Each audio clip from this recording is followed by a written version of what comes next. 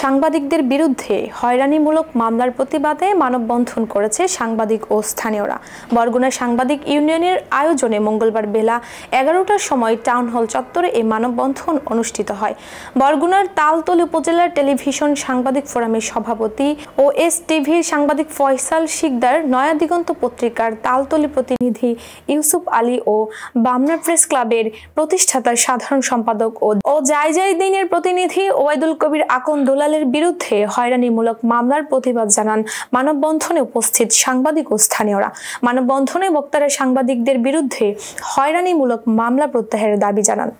মিথ্যা হয়রানিমূলক মামলার প্রতিবাদ এবং বামনা প্রেস ক্লাবের প্রতিষ্ঠাতা সভাপতি, প্রতিষ্ঠাতা সাধারণ সম্পাদক, দৈনিক জায়জাইদিনের বামনা উপজেলা প্রতিনিধি ওবায়দুল কবির আকন দুলাল এবং তালতলী দৈনিক নয়া দিগন্তের উপজেলা সংবাদদাতা ইউসুফ আলীর বিরুদ্ধে মিথ্যা হয়রানিমূলক মামলার প্রতিবাদে আজকের এই মানববন্ধন ও প্রতিবাদ সভার উপস্থিত সকলকে ধন্যবাদ ও কৃতজ্ঞতা জানিয়ে আমার দাবি থাকবে, এই 3 সাংবাদিকদের বিরুদ্ধে মিথ্যা হয়রানিমূলক মামলা দায়ের করা হয়েছে।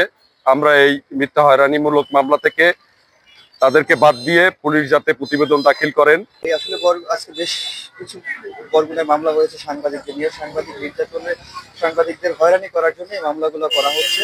এবং একটা ঘটনা আমি বলি, যে ফয়সাল শিকদার, তালতলীর কচুপত্রা এলাকায় একটা ঘটনা ঘটেছে। সেখানে আসলে যখন ঘটনা ঘটেছে তখন ফয়সাল শিকদার তালতলীতে একটা বাদলের একটা চায়ের দোকানে, সেই চায়ের দোকানে খেলা দেখছিল, কিন্তু ঘটনাস্থলে না থেকেও আসলে তাকে মার্ডার কেসে আসামি করা হয়েছে এবং তার নাম্বার আসামি করা হয়েছে। এটা অত্যন্ত দুঃখজনক এবং এই ঘটনা যারা ঘটিয়েছে, যারা মামলায় আসামি করেছে তাদেরকে ধিক্কার জানাই। পাশাপাশি বরগুনা পুলিশ প্রশাসনের কাছে আমি দাবি জানাই যাতে এই মামলাগুলো সঠিক তদন্ত করা হয় এবং এই নিরপরাধ যারা আমাদের সাংবাদিক সহ যে অন্যান্য নিরপরাধ ব্যক্তিবর্গ রয়েছে তাদেরকে তারা এই মামলা থেকে প্রত্যাহার করে মামলা অব্যাহতি দেয়। এর পাশাপাশি আরেকটা বিষয় বলি, তালতলীর নয়া দিগন্তের সাংবাদিক ইউসুফ মাওলানা, আসলে উনি একটা সংবাদ সংগ্রহ করতে গিয়ে উনি আসলে হামলার শিকার হয় এবং সেখানে যারা হামলা করেছে তারাই মামলা করেছে এবং সেই মামলায় তাকে মিথ্যা আসামি করা হয়েছে এবং এই হয়রানি করা হচ্ছে। তো এইসব হয়রানি থেকে সাংবাদিকদের মুক্তি করার জন্য শুধু বরগুনা নয়, বরগুনার ছাড়াও সারা দেশের যে সকল সাংবাদিকরাই যাতে এই হয়রানি থেকে মুক্ত হয় সেই প্রত্যাশা রাখছি। আমাদের একটি লক্ষ্য এবং উদ্দেশ্য, সেই উদ্দেশ্যটা হচ্ছে কি, আমাদের বরগুনাতে বিভিন্ন সংবাদ কর্মীদের উপর মিথ্যা এবং গায়েবী মামলা হয়েছে।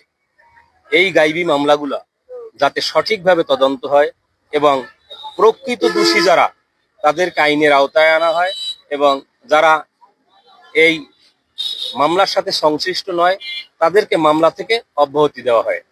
এবং এই মামলা থেকে আরো প্রতিবাদ জানাচ্ছি যে বরগুনাতে না, সারা বাংলাদেশে যেন সাংবাদিকদের উপর এভাবে আর কোনো মিথ্যা এবং হয়রানিমূলক মামলা না হয়। তাই বর্তমান সরকার এর যারা দায়িত্বে আছেন তাদেরকে বিনীতভাবে অনুরোধ করব এবং তাদের কাছে নিবেদন করব যাতে এই সকল মামলাগুলো সঠিকভাবে তদন্ত করা হয় এবং প্রকৃত দোষীদের আওতায় এনে বিচার করা হয় এবং যারা এই মামলার সাথে সংশ্লিষ্ট নয় তাদেরকে মামলা থেকে যাতে অব্যাহতি দেওয়া হয়।